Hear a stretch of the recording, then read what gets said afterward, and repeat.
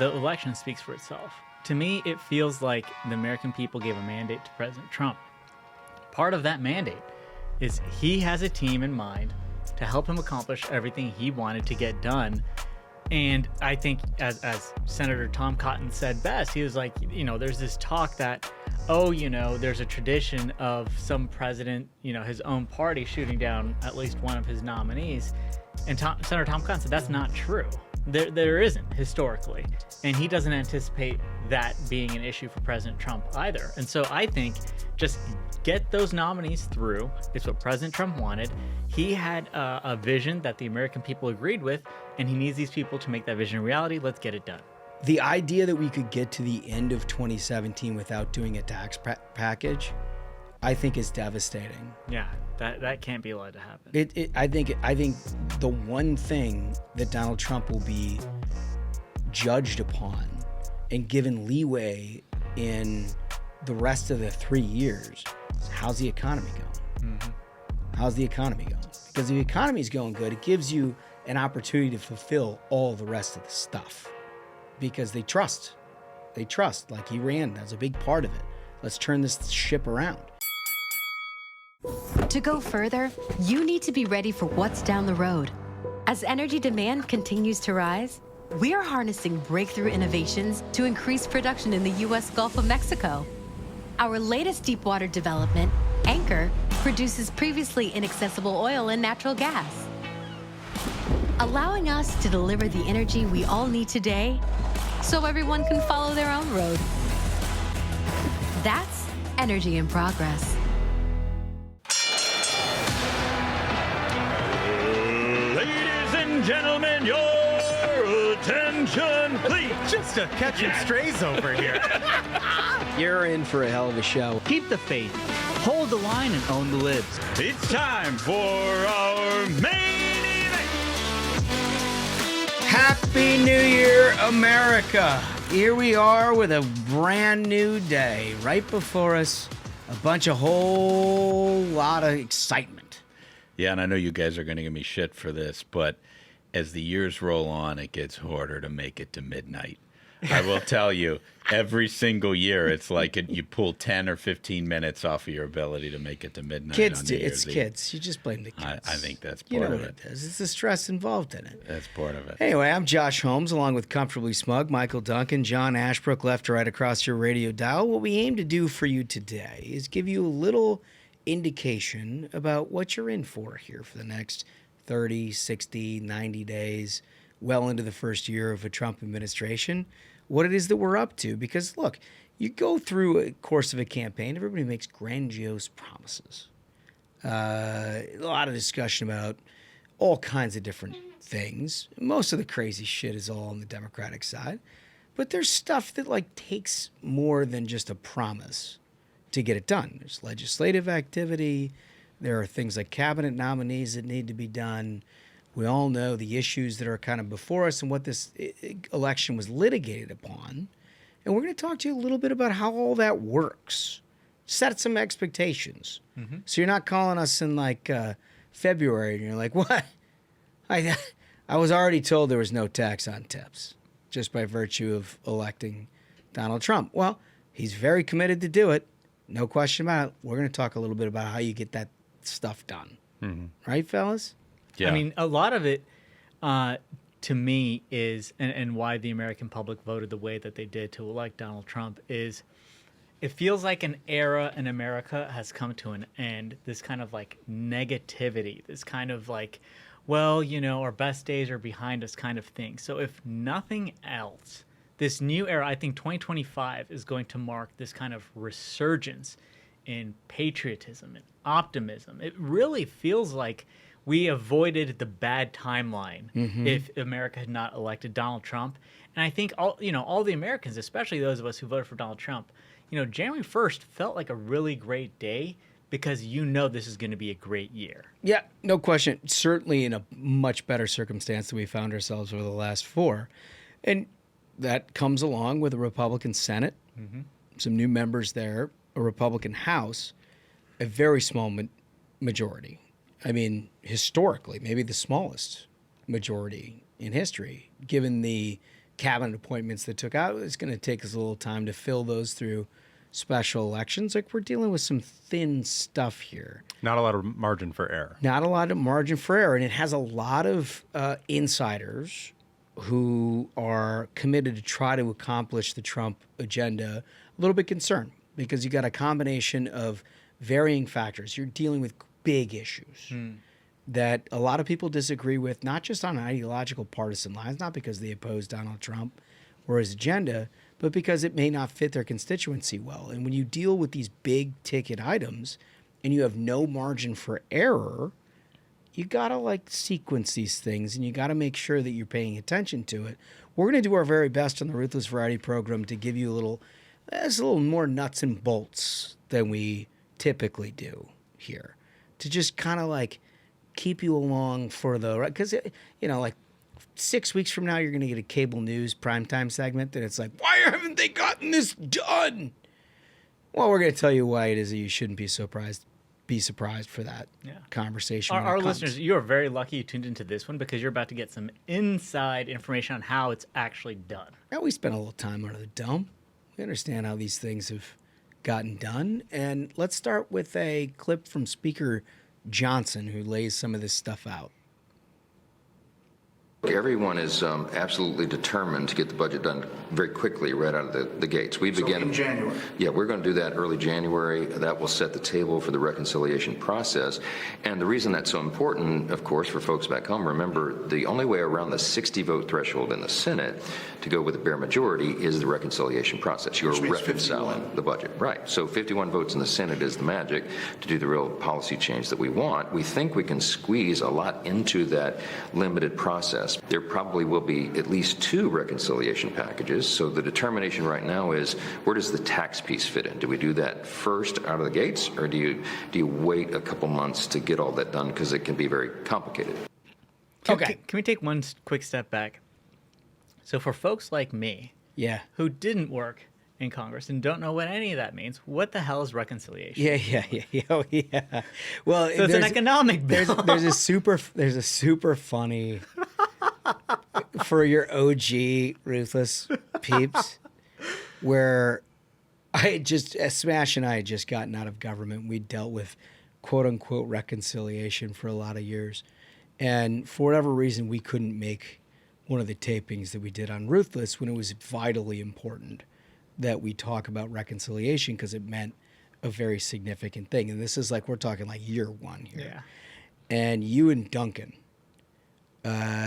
were forced to do your best to try to explain. Yeah, we were going over the Google Doc, and they're like, this is the discussion on reconciliation. Do you have this? And I was like, yeah, I got this. Yeah, so totally. I'm rolling up to the studio. I pull up reconciliation on Wikipedia. I read a lot, and it's like, it's a lot of words, bro.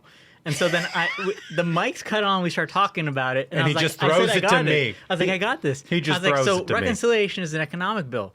Duncan, can you explain more? And then I just like chilled. Duncan's like, I'm the IT guy. Yeah. What are you doing with it? What are you doing with it? But I mean, it's not that complicated. I think you're short selling our audience a little bit there, but it's basically just like legislation that impacts the budget. That's right. It's an economic bill. I mean, I think that's line 1 of Wikipedia. It's an economic bill. I had that part down. Yeah, but the important part is that it's a legislative maneuver, so that you only need 51 in the Senate. That's exactly. Yeah, I'm not going to go into the details of how this became. Yeah, the only thing you is. need to know as a listener or viewer is like, this is a way so we don't have to ask for 7 Democrats to vote yes on a piece of legislation in the United States Senate. We can do it with a simple majority. Yeah, and it has become frequent in recent years where you have a very partisan Democratic majority who both opposes everything that Republicans are trying to do, and then when they get in power, only want to do things that all of like the leftists of the left can do.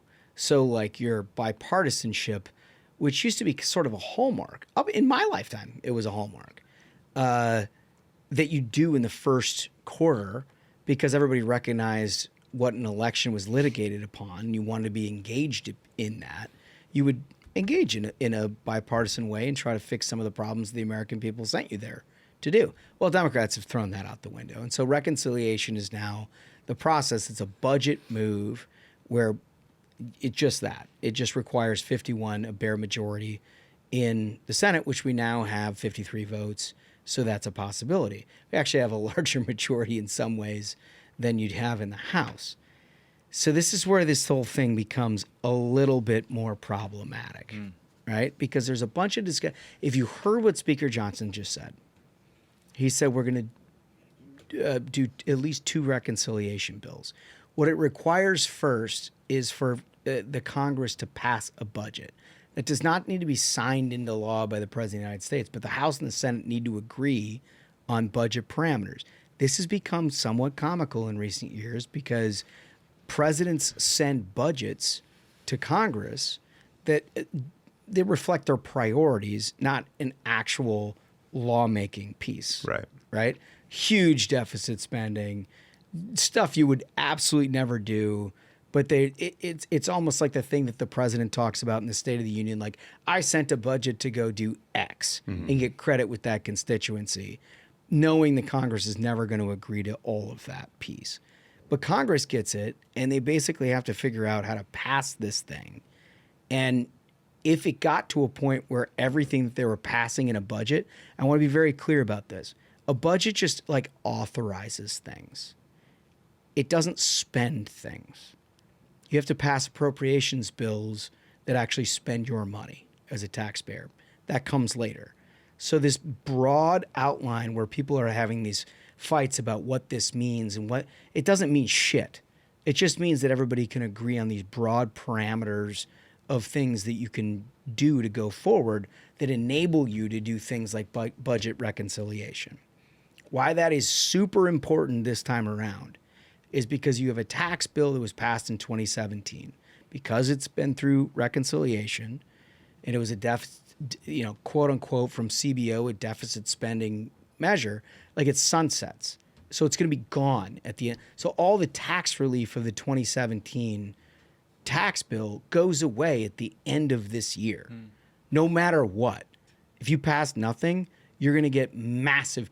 You get a 20% hike in corporate tax, a 20% hike in those pass-through LLCs that do manufacturing business and everything else, and all kinds of different tax remediation that has been done underneath that to help middle-class families, unfairly labeled as a tax cut for the rich, which is completely absurd if anybody actually looks at it. And it had the benefit of helping our economy along the way. All that goes away unless they do something about it. And the only way that they can do that is by passing something on an all-Republican supported deal. Because there is no Democrat, let's be honest. Would Joe Manchin and Kyrsten Sinema left the building, as they did after November? There is no Democrat that's in a moderate state. Maybe Fetterman. Maybe. I think on some issues. Not on budget. I don't think on this issue. No. Right? And you may have some Democrats who pretend like they're middle of the road, who are like, you know what, I want to work with you on X tax provision that helps their state, but at the end of the day, they're not going to vote for the Republican tax package as blessed by President Trump. Right. They're just not, because it's their own constituency, their own primaries, their own issues that they have to deal with. So let's be very clear. There is no Democrat that is going to support the big ticket items of taxes, and I'm guessing probably not on immigration, despite the fact that they got completely waxed on that. I'd love to be surprised. But those are the two things that he is talking about when he says we're probably doing 2 reconciliation bills. Now, it'll include things like energy. It'll include important other pieces, maybe some things with telecom, maybe some other stuff that encompasses what you can get in there. But like the big ticket issues that they're talking about are the issues that were litigated in this election, which is the economy and the border. And so that's what he's talking about. So let's break this down just in terms of what it is that you expect to see. What's going to happen right after today, you're going to get hearings in the Senate with the eye towards confirming as many cabinet nominees as you can by the day that Donald Trump is inaugurated. We've heard a lot about where these whole things sit. Interested in everybody's reaction on achievable, not achievable, what else to look at. Smug, what do we got? For me, I think that the election speaks for itself. To me, it feels like the American people gave a mandate to President Trump.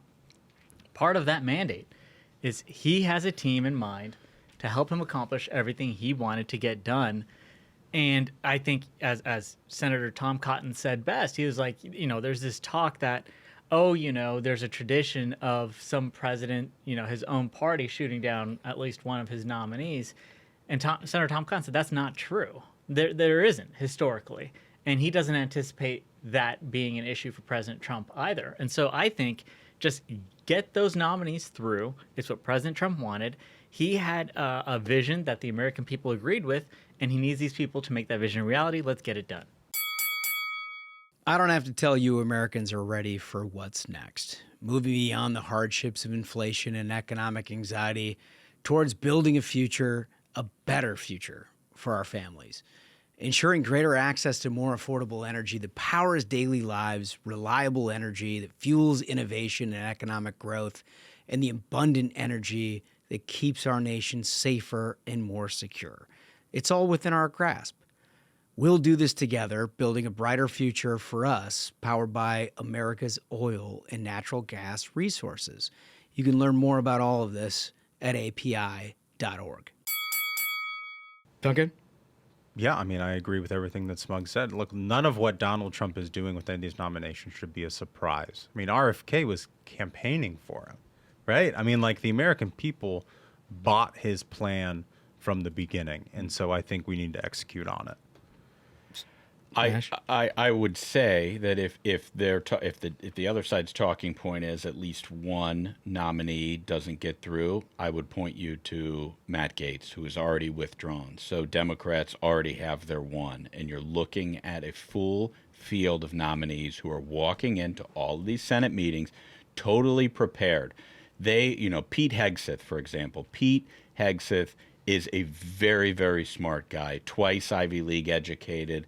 He was serving in action, and he has a vision for the Department of Defense that might be different from what the establishment wants, but this is a guy who is very serious about making change where change is needed. RFK, same thing. This is a guy who has a little bit of a different point of view than what K Street is comfortable with, but isn't it about time that we, the people, deliver something that is a little bit different than what K Street is comfortable with. And I'll trust a jacked RFK over the current person. Jacked. Who President Biden puts in there. You don't know if it's a woman, you don't know if it's a guy. They're going to tell me how to make my health better, or this dude who's jacked over here? I'll trust him. I think there is a lot that they're surfing on top of in terms of the predecessors in the Biden administration. Where you look back at it, you're like, Jesus. Yeah. I mean, I don't care who this person, they got to be anyone with better a than pulse that. is better than what we currently have. Right. I mean, it's not like the Senate is supposed to be a rubber stamp. And I don't like when people say that. It's like, these are Donald Trump's picks, so you have to confirm them, because, like, that's just not true, and that's not the role of the United States Senate in our democracy, right? Like, it is advising consent and all that sort of stuff. But at the end of the day, it ain't getting worse. It ain't getting worse. Compared to what? Yeah. Yeah, no, I think that's right. Look, my whole take on the confirmation process, which is going to take a significant amount of time.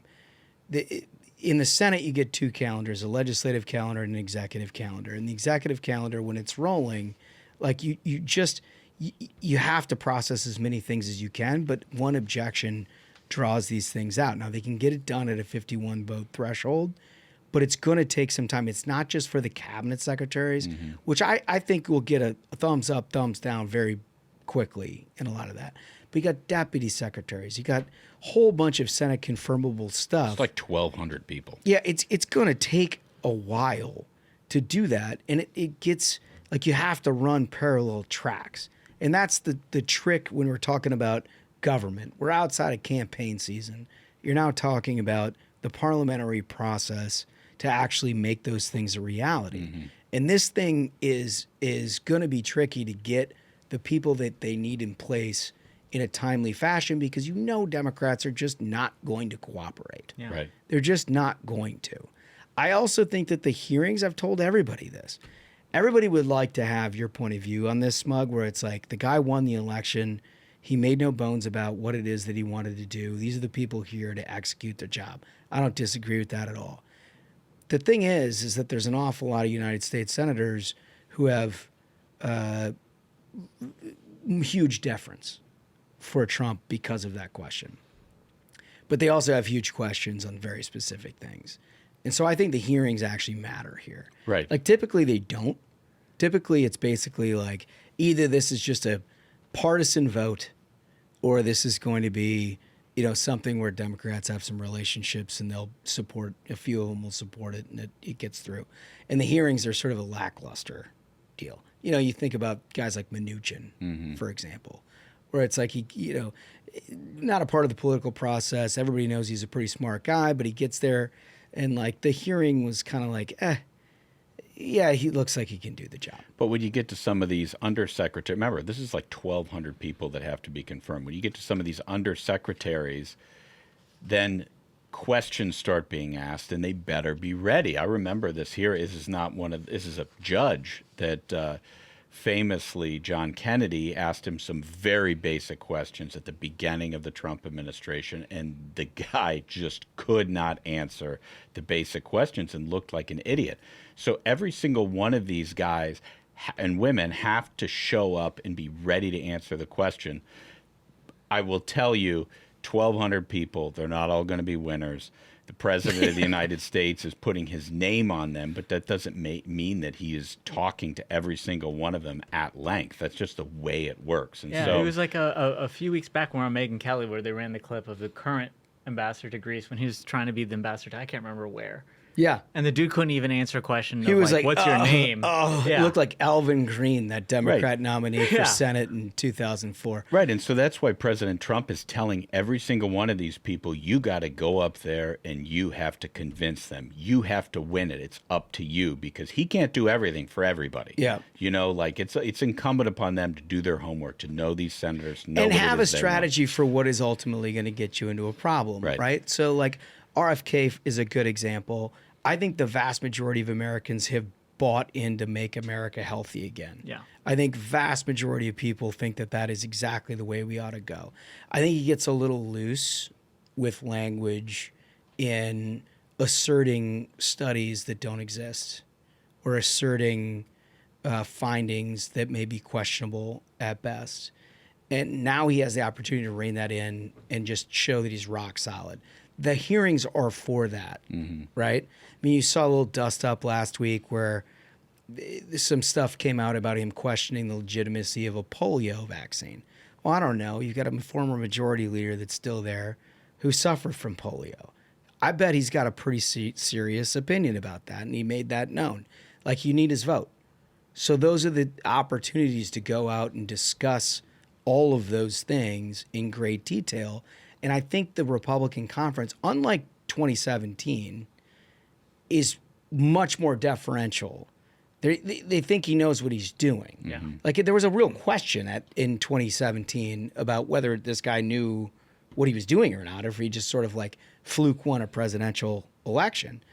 And he gave some people reason to believe that. This time around, he's much more in control of what it is that he wants to do. Also, a much better idea that like none of these guys are going to go off doing something that doesn't reflect what it is that he believes. Well, I think the most important thing a person like RFK can do in those hearings is just reassure the senators that he is going to do all of his due diligence on all of those things. I mean, it's fundamentally a different role to be in the job he's being, they're being asked to confirm him to, and being a patient advocate. Yeah, he was advocating for a cause, and now he's actually representing the United States. Yeah, of right. America. It's fundamentally a different thing. Yeah. And if I was him, that's how I would explain it. It's like, look, of course I have my fundamental beliefs, and sometimes when you have fundamental beliefs, it leads you to believe things that are put in front of you. Yep. I'm sure there's things I've said on this show that aren't 100% true, but I thought that they were at the time, or I read a story that characterized it that way. Maybe that story wasn't accurate. These things happen all the time. But what you just said in the context of a hearing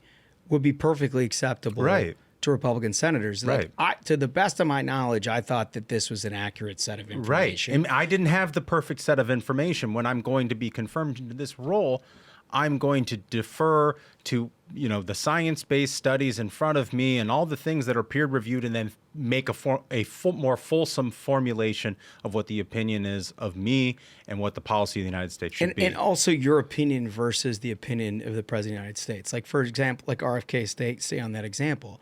Like, this is a guy who's as pro-choice as he can possibly get.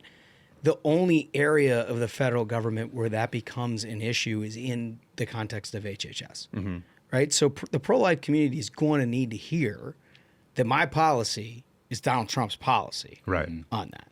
We haven't heard that yet.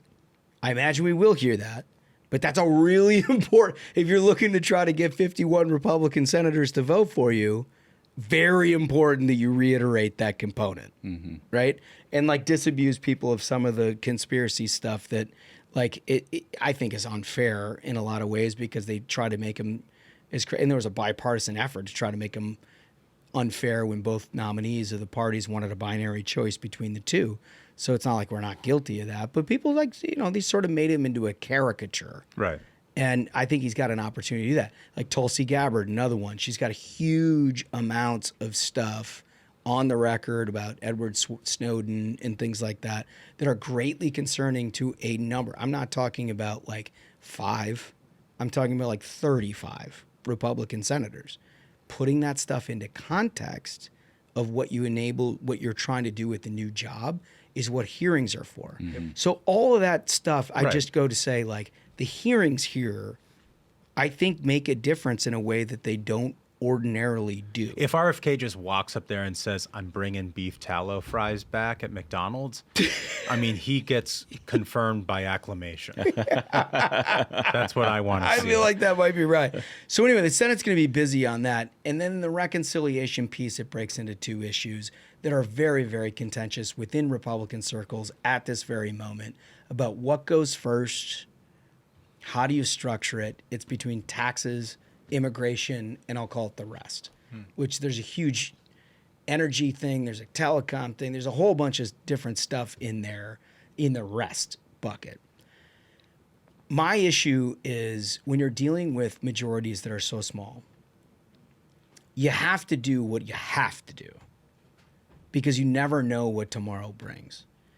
The idea that we could get to the end of 2017 without doing a tax package, I think is devastating. Yeah, that can't be allowed to happen. I think the one thing that Donald Trump will be judged upon and given leeway in the rest of the 3 years is how's the economy going? How's the economy going? Because if the economy's going good, it gives you an opportunity to fulfill all the rest of the stuff because they trust. Like Iran, that's a big part of it. Let's turn this ship around. And the key to all of that is this tax package. And so there's been a lot of discussion. There are some who are suggesting they ought to do the immigration and the rest of the stuff first when they have the most political capital because it's the most difficult thing to do. There are others like Hugh Hewitt, our buddy, who have argued they ought to do it all at once because you get one bite at the apple and we'll see what happens. I understand the logic of it. My fear is, having spent 20 years doing immigration policy in this town, it's not just, you don't get a middle of the road objection where that thing goes south. It's like somebody off the right-hand side who's like, I'm not voting for it because it doesn't do everything I want it to do. It is the most puritanical issue that there is before Congress, in that the people who just have an idea of what they want to do, they don't want to do anything else. Right. I will say, thinking about the immigration issue and thinking about the way that Trump has driven this over and over and over again since he showed up on the scene, I think this issue is extremely important for him. And I think about a guy like Stephen Miller. So Stephen Miller got his ass kicked up and down the mainstream media for years because he was ringing the alarm bells about the dangerous military age fighting men who are coming over from countries that aren't in North or South America. He was punished for being right. This guy is singularly focused on actually getting an accomplishment. And I think he can do it. And I think, so you've seen, what I'm getting at, you have seen so much coverage of the machinery behind President Trump, that they will primary Republicans who aren't on board. And I think that machinery needs to apply to knuckleheads on the Republican side who are like, wait a minute, what you're proposing, President Trump and Stephen Miller, isn't enough. I don't subscribe to your philosophy on this immigration package because it doesn't fit with my perfect vision of what needs to happen on immigration. Something needs to happen on immigration, and nobody is more credible to actually do it than President Trump and Stephen Miller. That's right. Agreed with you. And I really hope that all of that machinery is right over these people who are considering opposing what it is they're doing, because it is so important to this country that we get something done on immigration. That's a really good point, because like the last thing the American people want who elected Donald Trump is for people to stick out like sore thumbs and try to be like, no, I want to make this about me. Right. This bill isn't good enough. Right.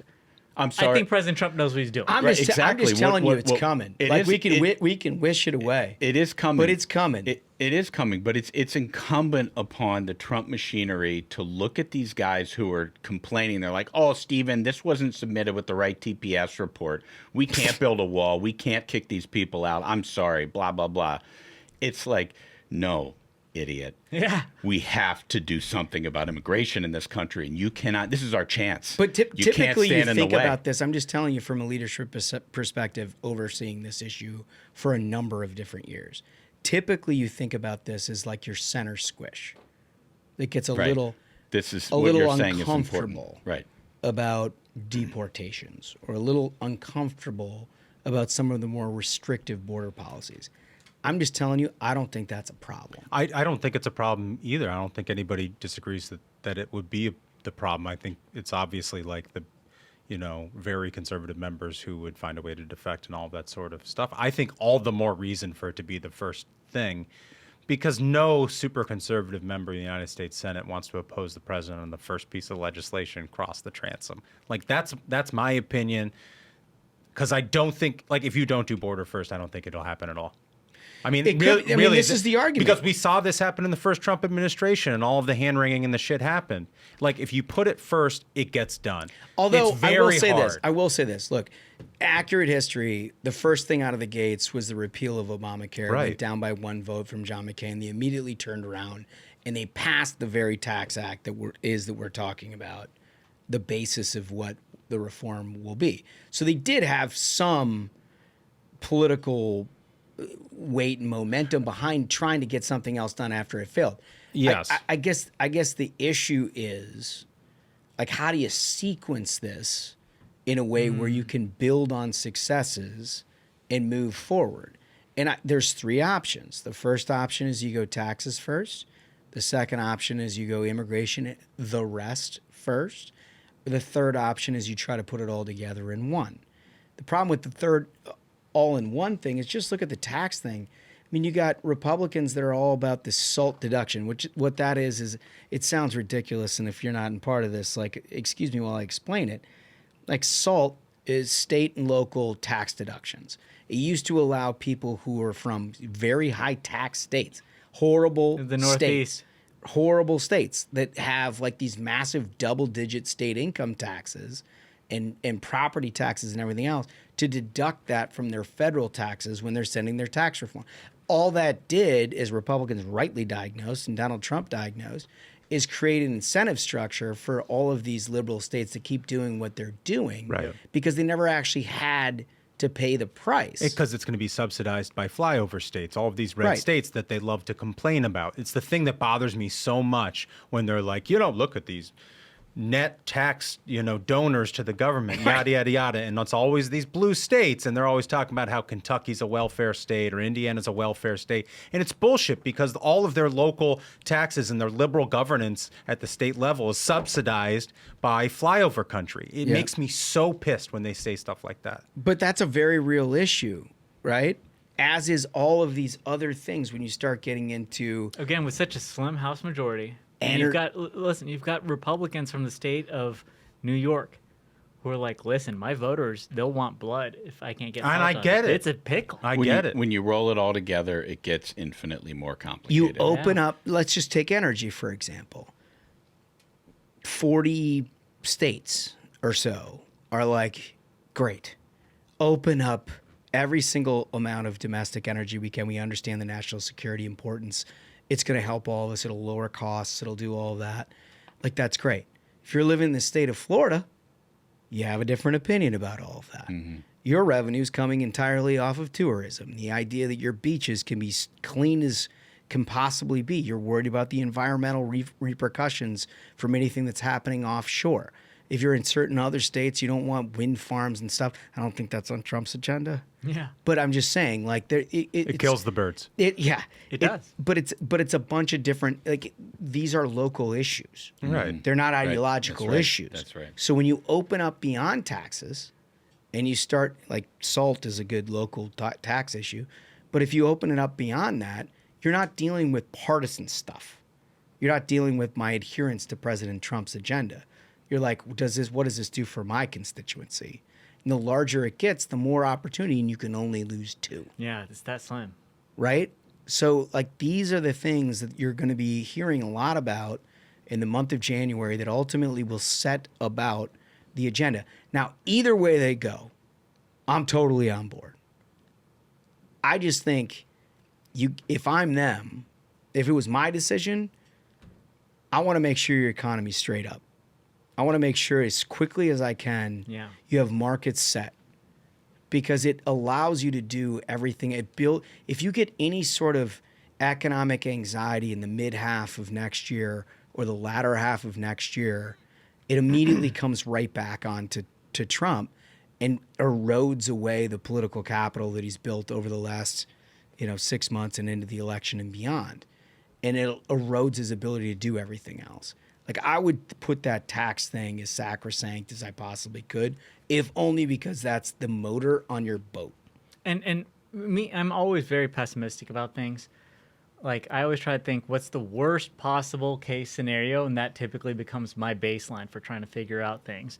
So when I look at the sequencing on these two issues and these two issues of how they need to be rolled up, I think worst case scenario, it's not ideal, but a lot of President Trump's immigration stuff he can do by executive order if he has to, right? Yeah. You really can't do the taxes and economic stuff by executive order. And the sooner you get it done, the sooner businesses across this country know, okay, we're in the clear. Let's start hiring. Let's rev this economy up. Let's get this thing rolling. I get that. I guess I just worry about, like, the issue losing momentum. Yeah. Like, here's the thing. There's always going to be a permanent constituency for cutting your taxes. And there are people and there's companies and there's business leaders that are always going to be coming to Washington to say, yes, we need to do that tax package. I worry that, like, when the border's out of the news or the Border Patrol isn't having a microphone in front of their face, that the issue doesn't get done because, like, two members are saying, well, I like making, perfect the enemy of the good. Yeah. And so, like, while you have the momentum of having won the election, do the border thing first, and we'll get the taxes done because people always like their taxes getting cut. You know what I mean? I see the point of, like, you do the taxes first because the economy is what he will be judged on. And that's 100% true. But I just don't want to lose this opportunity to have the first thing out the gate, the most difficult thing. Sometimes you have to run right at the most difficult thing because that's when you have the most political capital. Yeah. I get it. This is such a pickle. It is. God, it's tough. But look, to your point, I mean, the polling couldn't be better. Yeah. When it comes to the issue set of immigration and everything else, it's not going to get better, right? Can we put up graphic 1, please? So if you look at this mass deportations, right? We're talking about 62% of your voting electorate that is for mass deportation. 53% of Hispanics. Yep. I mean, we're talking about. This is a seismic change, and you don't know how permanent all of that is. Right. And could you take advantage of that to actually get something done for the first time in our lifetimes that is serious about restricting immigration? And that's what they're weighing. That's what Stephen Miller and everybody else is weighing is like, yes, it's obviously the right time to do it, but you also have all this other stuff that if it somehow slipped, I mean, think of a situation where you're in a immigration in the rest category, and you just can't figure out how to get a majority in the House to do it. You have a 2-seat majority. Somehow it slips, and you immediately turn to taxes, or you try to do a little of both. Like the traction slips. Like all of a sudden there's an element of failure that you're dealing with. Now it worked for them in 2017. They were able to do it. Mm-hmm. But my fear is, I mean, they were working against no baseline in 2017 for the tax side. Right. The tax side was like either it's going to get better or it's going to stay the exact same.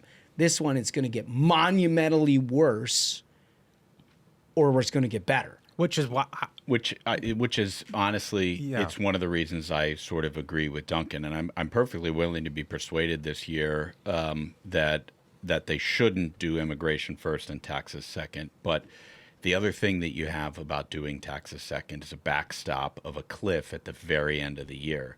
And when you action-forcing moment, when you have all of these lawmakers staring down the 26 midterms, looking at the year-end deadline, and posing the question to them, are you actually going to let taxes go up? But again, my concern, in the meantime, businesses aren't going to be happy being like, I don't know what the hell's happening next year. And we can't afford, because we already saw what the economy's like when President Trump's in office.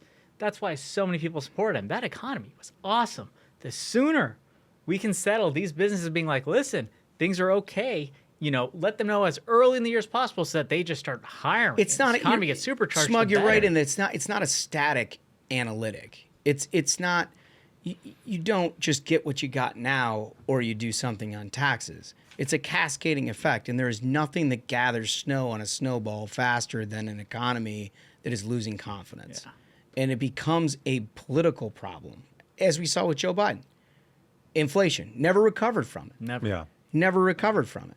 And it was, if you allow that snowball to get bigger and people start questioning your commitment to get things done on that front, it bleeds into everything else because it's the only thing that's guaranteed to affect everyone. Mm-hmm. And so I think whatever they come out on, it's fine. But I think an added piece of texture to this is something that you raised, Smug, which is the executive order component. Mm-hmm. And like what we're going to see day one is a whole lot of return to the Trump era in terms of what the executive can do. And if you had any question about that, like even if you questioned about how it is that Donald Trump managed to look like he locked down the border with his executive orders before Biden got on board, like look at what Biden did. Yep. Spent 3.5 years ushering people through the gates of America, and then all of a sudden they were like, oh, we got a political problem here, let's shut it down with executive orders. And they did. Largely they did. I mean, not nearly to the extent that we would like, and they have no answers for what already happened, which we need to answer for now. But like, it stemmed the tide by like 70%. So there's a huge amount that the executive in and of itself can do with energy, with immigration, with all kinds of different things that facets of the economy and social policy and whatnot on day one. Yeah, it's true. It is true. I do worry, however, that if you do executive orders on, say, immigration, that the left is very good at being litigious in this area and delaying the implementation of these executive orders. I mean, we saw it during Donald Trump's first term when he tried to do executive orders on immigration policy. But, if Donald Trump at the very least can reverse some of these Biden-era regulations, that impact farmers and small businesses and things like that, I mean, the American engine of the economy will start roaring again. I guarantee you that. Yep, no question. And people just need a little safety and security. Right. I mean, the ending of catch and release. Yeah. Right? Deportations, asylum restrictions, increased personnel at the border. All that stuff can be done on the executive side. Limit humanitarian protections. Yeah. Right?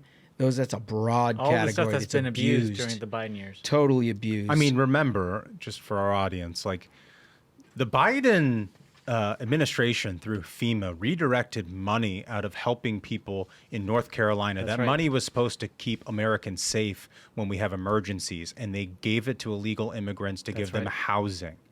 Think about that. Think about that. Think about that. And Trump, interestingly, had a piece where they addressed, you may have seen in the news, the Biden administration selling pieces of the border wall for $5 a pop. Yeah, like at cents on the dollar. He addressed that in the press conference yesterday, where he was like, "Look, I got to build this thing. It's gonna happen, and all you're doing by getting rid of this stuff is charging taxpayers 5 times more. That's it. Than it was when I first paid for it, which is why it's sitting there right now, because you guys didn't do your job."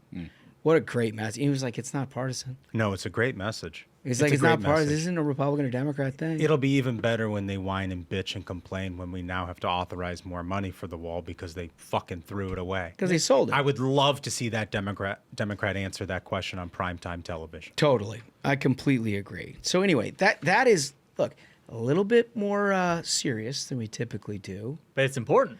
But there are things like judges. Yeah. Potentially at the end of June, maybe a Supreme Court opening or two. I mean, there's real things that are going to happen It's here. new year, new me, new America. Yeah. But you know what? It's time to get to work. That's right. It is. It is. And we thank all of you for being along the ride with us. We're going to take you through, and you're going to hear from some of the people who are making all of these decisions along the way. We can't wait to do. We can't wait to find out more about all of that. You got to like and subscribe. Got to remember, you got to like and not only just to comment, but just so your friends can hear this wisdom. That's right. These fellas got wisdom here. So you got to get in on all that. With all that being said, fellas, I think we did it. I think so. Absolute banger of an episode, gentlemen. Thank you so much to the Minions, and here's to a new year. I think it's going to be great. So until next time, Minions, keep the faith, hold the line, and own the libs. We'll see you on Thursday. Stay ruthless.